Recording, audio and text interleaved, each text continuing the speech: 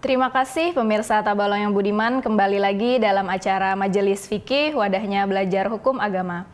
Nah, pada segmen kali ini kita akan melanjutkan pembahasan bersama Ustadz Nasrullah.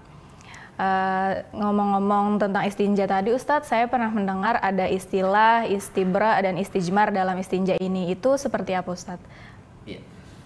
Kalau istijmar itu sebutan kata untuk yang beristinja dengan batu. Jadi istinja kalau khusus dengan batu dinamakan dengan istijmar. Nah, adapun istibra itu disunatkan ketika beristinja. Nah, jadi baik itu beristinja dengan air atau dengan batu, sunat istijmar. Arti istijmar itu kita berusaha menghilangkan bekas-bekas daripada kotoran. Nah, seperti pertama dengan berdaham-daham supaya menghabiskan sisa-sisa kameh yang mungkin ada masih tersisa. Iya. Nah, jadi pertama dengan berdaham-daham itu satu. Kemudian dengan mengurut-urut. Nah, maaflah karena ini hukum. Nah, kalau laki-laki bisa istijmar itu dengan mengurut dengan telunjuk kirinya. Maaf, bagian bawah supaya habis air kameh yang ada di kemaluan. Jadi urut dari bawah, nah supaya habis yang ada di kemaluan. Kalau perempuan, yaitu cara istibra ini dengan menekan ari-arinya supaya menghabiskan daripada sisa-sisa kemih yang mungkin masih ada tertinggal belum keluar. Nah, jadi istibra ini disunatkan tadi supaya ketika beristinja baik itu dengan batu atau dengan air bersih sudah di dalam. Jadi ketika berdiri tidak ada lagi yang keluar. Nah, itu sunat. Iya. Ya. Kalau untuk saat beristinja nih Ustadz, apakah kita boleh sambil makan atau merokok atau bagaimana Ustadz? Makruh itu sebenarnya. Jadi makruh kita buang hajat, bahira atau bakami sambil makan, minum, atau merokok, itu makruh. Nah, arti makruh dibenci oleh agama. Meskipun tidak sampai kepada berdosa, tidak sampai kepada haram, tapi makruh. Artinya Allah dan Rasul benci, tidak suka dengan hal itu. Tadi kan kita sudah membahas tentang istinja ya Ustadz. Sekarang kita akan membahas tentang adab qada hajat. Iya. Apa sih adab sebelum kita melakukan hajat itu sendiri Ustadz, atau kita qada hajat itu Ustadz? Ya, jadi agama kita mengatur sunat-sunat sebelum qada hajat, kemudian di saat qada hajat, kemudian terakhirnya setelah qada hajat. Nah, jadi sebelum qada hajat itu pertama kita disunatkan memakai sandal. Nah, jadi sunat bersandal. Itu sunat satu. Iya. Kemudian yang kedua disunatkan menutup kepala nih. Nah, pakai kopiah, pakai anduk, pakai kerudung atau apapun yang jelas kepala ditutup. Itu sunat. Sebenarnya banyak pemahaman. Sidin hendak ke WC, no, bawa kopiah, ya dipacul kopiah, no, naik kurangnya masuk ke WC, padahal ya sudah pakai kopiah, itulah yang sunat. Bisa jadi mungkin ada jimat sidin, mungkin bisa jadi juga ya. Nah, cuman tadi apa? Sunatnya pakai kopiah. Kemudian yang kedua, ketika kita hendak masuk ke WC atau jamban, disunatkan membaca doa Bismillahi Allahumma inni a'udzubika minal khubuthi wal khabaithi wa minar rijsin najisi. Yang artinya, dengan nama Allah, ya Allah, ulun berlindung kepada engkau daripada godaan syaitan laki-laki dan syaitan perempuan, dan berlindung juga daripada kotoran najis. Sunat ketika hendak masuk ke WC. Jadi ingatkan sebelum ya hendak sudah masuk jangan lagi baca. Nah, kemudian yang keempat, sebelum qada hajat, sebelum bahira tadi, sebelum masuk WC disunatkan masuk dengan mendahulukan kaki kiri. Ini sunat. Nah, karena sesuatu yang kurang baik itu sunatnya dengan kaki kiri yang lebih dahulu. Kemudian yang kelima, disunatkan sebelum qada hajat itu, sebelum masuk WC, yaitu kita membuka baju. Nah, membuka baju apabila sudah dekat dengan tempat qada hajat. Jadi bila parak lubangnya sudah, hanya mangkat baju, jangan belum sudah diangkat baju, jangan. Nah, jadi sunatnya membuka baju apabila kita sudah dekat dengan lubang ya tabungan tadi. Kemudian yang keenam, sunat lagi ada qada hajat itu yaitu tidak membawa sesuatu yang dihormati seperti nama-nama nabi atau kitab-kitab ilmu agama. Nah, jadi sunat jangan membawa benda yang dihormati. Artinya kalau membawa benda yang dihormati, kebalikan daripada sunat yaitu makruh. Nah, itu adab sebelum masuk WC itu. Jadi sebelum masuk ke WC tadi ada yang Ustadz jelaskan memakai sendal dan menutup kepala itu kenapa harus seperti itu, Ustadz? Ya.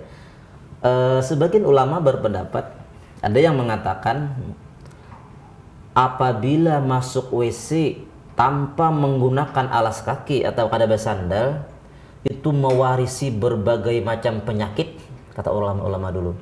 Jadi mewarisi berbagai macam penyakit kalau tidak memakai sendal. Kaki, ya. Nah, adapun kopiah apabila masuk WC kadaba kopiah, ujar orang bahari mewarisi kadapa ingatan palali. Nah, ya nih. Nah, biasanya tadi karena K7 masuk WC kadaba kopiah, kadaba tutup kepala. Nah, jadi kalau kita kebetulan kadaba kopiah, apakah anduk kain yang jelas tutupi kepala. Bila kada tutup kepala, mewarisi sifat penglupa. Sebenarnya bukan hal ini saja. Sebagian daripada yang mewarisi sifat penglupa tidur setelah sholat asar. Nah, ini pun juga mewarisi sifat penglupa. Gitu. Jadi untuk disunahkan ya Ustadz sebelum masuk WC tadi menggunakan alas kaki dan penutup kepala tadi Ustadz. Kalau tidak memakai bagaimana Ustadz? Kan biasanya kebanyakan tidak memakai itu Ustadz. Ya, kalau kita tidak memakai ya tadi mewarisi daripada sifat penglupa. Nah, kalau sudah penglupa ini ya macam-macam lagi ngaran orang palali ngarannya iyalah. Nah, sedikit-sedikit kada ingat atau tidak tahu gitu aturannya. Karena mungkin ketidaktahuan iya, mungkin. Kenapa tidak tahu? Karena ia memang tidak mau belajar ya. Nah, jadi belajar itu ayo dari hal-hal yang sepele seperti masuk WC ini, ayo itu ada caranya dalam agama kita. Nah, jadi dalam agama kita diatur masalah ini. Jadi masuknya aja ada adabnya, kemudian dalam kita semuanya ada adab. Nah, jadi ayolah kita yang bagus masuk WC, apalagi di WC itu rumah iblis itu WC. Di dalam kitabnya Al-Imam Al-Ghazali yang berjudul Mukashafatul Qulub. Nah, jadi rumahnya iblis itu WC. Jadi di WC itu kita perlu adab. Nah, jadi bakupiah kita nih supaya nang bagus nih. Nah, kemudian sunat jangan terlalu lama di WC. Jadi bila sudah habis hajatnya cepatlah keluar. Nah, jadi cepatlah kalau sudah habis hajatnya. Nah, jangan apakah ya lah ada nang micik HP, nah ada nang membaca Quran atau lagi apa ada yang merokok tadi. Nah, ini makruh sebenarnya.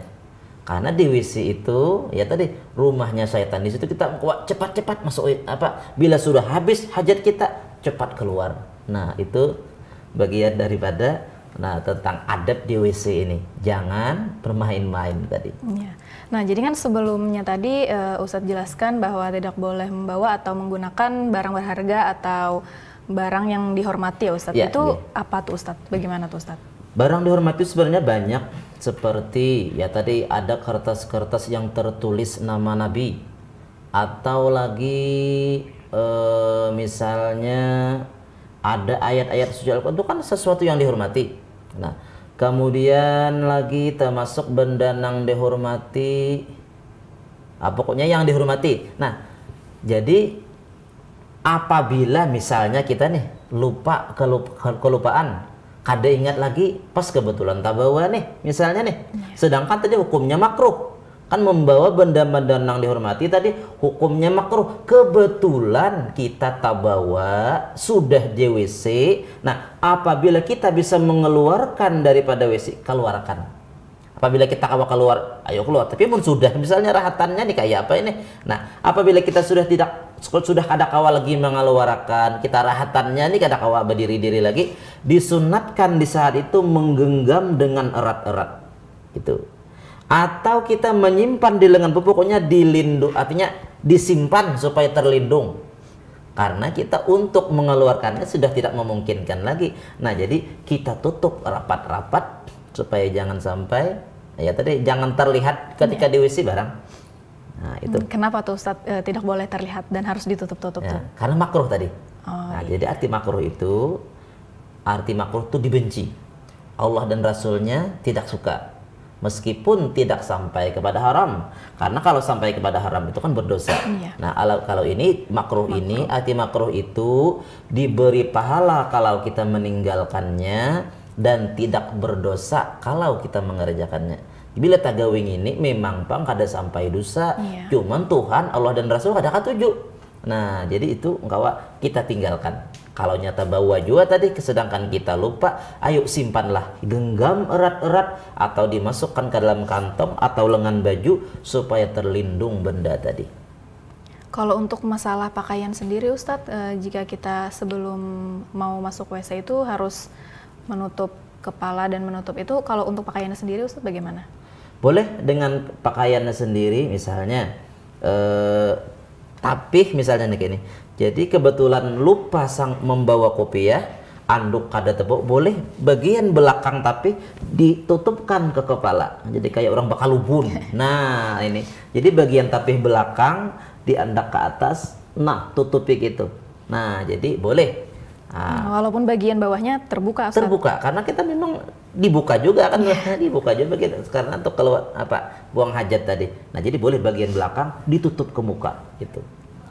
Kalau seperti barang berharga dan barang yang dihormati tadi, apakah emas, berlian, perak itu termasuk? Itu tidak termasuk. Nah, tidak termasuk. Ini termasuk di sini yang makruh itu sesuatu yang dihormati seperti ada tulisan ilmu agama, nama-nama nabi, atau cincin yang ada tulisan Allah atau Muhammad, atau itu sesuatu yang dihormati, nama-nama Allah dan nama Rasulullah. Nah, itu tinggal di luar saja. Nah, jadi kalau terbawa tadi, ambil, tutup aja. Nah, itu. Nah, untuk qada hajat sendiri Ustadz, kita kan biasanya di WC nih Ustadz. Kalau untuk masalah di jamban sendiri, apakah mempengaruhi Ustadz? Kan biasanya jamban itu terbuka, dalam keadaan terbuka ya Ustadz, atasnya biasanya. Itu bagaimana Ustadz? Itu akan jadi masalah. Pokoknya nanti ada tentang aturan tentang WC atau jamban. Nah, jadi ada aturannya, yaitu WC itu kalaunya bisa, yalah tertutup kita yang. Nah, paling kurang tingginya itu lebih dari 2/3 meter. Nah, lebih artinya semeteran lah, supaya kita lindung, jangan kelihatan. Nah, amunnya kelihatan kan meongot, yalah supaya kelihatan. Iya. Nah, sebelum kita lanjut, kita jeda dulu ya Ustadz. Iya. Pemirsa TV Tabalong yang budiman, jangan kemana-mana, tetap dalam acara Majelis Fikih, wadahnya belajar hukum agama. Kita akan kembali setelah jeda berikut ini.